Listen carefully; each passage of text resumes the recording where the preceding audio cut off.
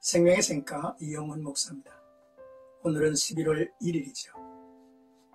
샘가에서는 신명기서를 묵상하는데 오늘이 31번째 시간입니다. 12장 1절에서 14절까지 중앙성소와 제사제도라는 말씀이죠. 하나님께서 모세를 통하여 가나안 땅에서 반드시 지켜야 할 기본적인 율법을 알려주신 후에 12장부터는 출애굽기와 비교해서 더 포괄적인 사회생활의 율법 규정을 제사법 관련 규정 및 일상생활의 정결법을 설명을 합니다.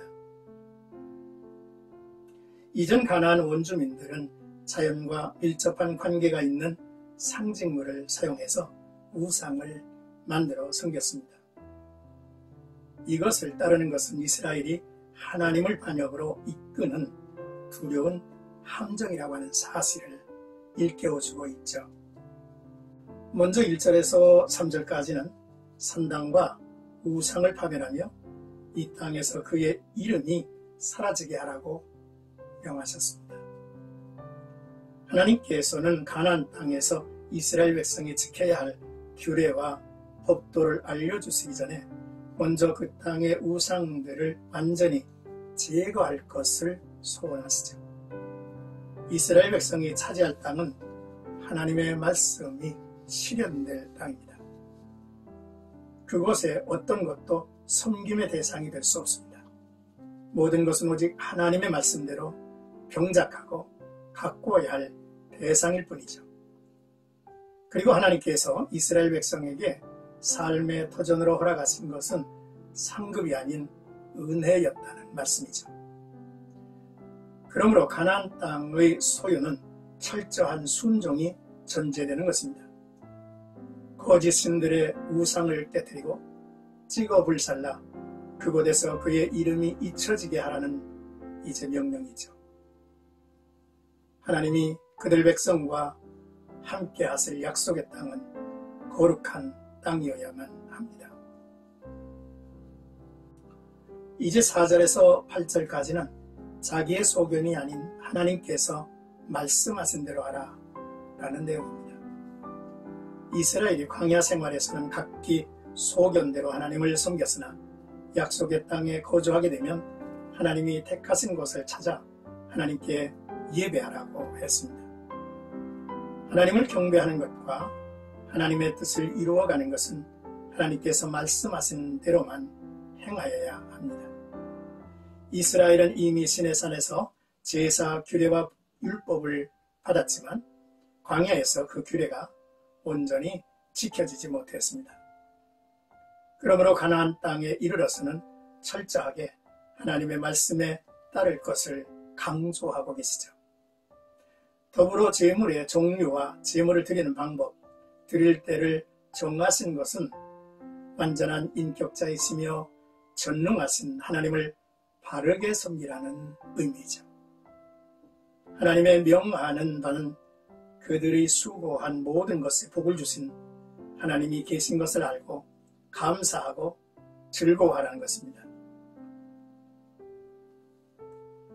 하나님의 뜻을 외면하고 자기의 생각대로 소견대로 행한 이들이 어떻게 멸망했는지 성경에서는 얼마든지 찾아볼 수 있음을 알아야겠죠.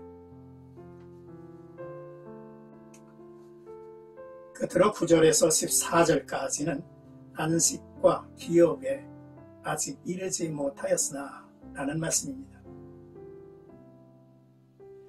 하나님께서 이스라엘 백성에게 주실 가나안 땅, 하나님의 은혜로 허락하시는 기업은 그들의 능력이 필요하지 않으며 오직 하나님을 향한 순종과 신뢰만 필요한 땅입니다. 그러므로 주시겠다고 약속하신 하나님은 그 약속을 반드시 지키시며 주위의 모든 대적을 이기게 하실 것이라 했습니다. 아직 너희가 안식의 땅에 이르지 못했지만 너희에게 안식을 주사 너희를 편안히 거주하게 하실 때에 여호와께서 자기 이름을 두시려고 택하실 그곳으로 가서 예배하고 가족들과 레위인들과 즐거워하라고 이제 명하셨죠. 하나님께서 주시는 안식은 차별이 없는 공평한 것입니다. 구별하신 레위인에게 분깃을 허락하지 않으셨지만 그들 또한 삶을 더불어 살아갈 수 있도록 하셨습니다.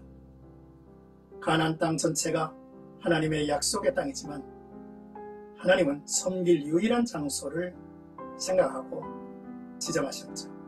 바로 시온성이며 예루살렘을 앞서 말씀하신 것입니다. 이는 이스라엘 모두가 하나님의 은혜 안에 하나 되기를 바라는 의미이며 섬김의 처소를 한 곳으로 지정하여서 순수한 신앙을 지켜가며 하나님을 영화롭게 하라는 뜻이 있었던 것입니다. 사랑하는 생각가족 여러분, 하나님의 백성으로의 자존감은 내가 세상과 구별된 존재가 되느냐에 달려 있습니다. 노유는 왕같은 제사장이라고 하셨죠. 그렇다면 우리는 세상과 구별된 존재라는 것입니다. 둘째, 각기 자기의 소견대로 하나님을 섬기지 말라 했습니다. 주님이 머무시고 우리를 만나주시겠다고 기다리시는 곳이 있습니다. 시온성이며 주의 몸된 교회입니다. 과거 광야 시대에서 그랬고 사사 시대에서도 그랬습니다. 지나온 역사를 모르는 세대, 왕도 없었습니다. 이스라엘의 유학이죠. 이들은 자기의 소견에 옳은 대로 행하였더라 하였습니다. 성숙한 자는 아버지가 계신 곳을 알고 그곳을 찾습니다. 셋째로, 우리가 매일의 삶 속에 하나님의 은혜를 기다리며 살아가고 있다면 하나님의 말씀을 하나님의 방식대로 순종하고 실천하고 있는지 우리의 삶을 점검하고 돌아볼 수 있는 지혜가 있어야 하는 것입니다. 오늘도 나와 여러분들의 삶 속에 하나님의 크신 은총이 있기를 주의 이름으로 축복합니다.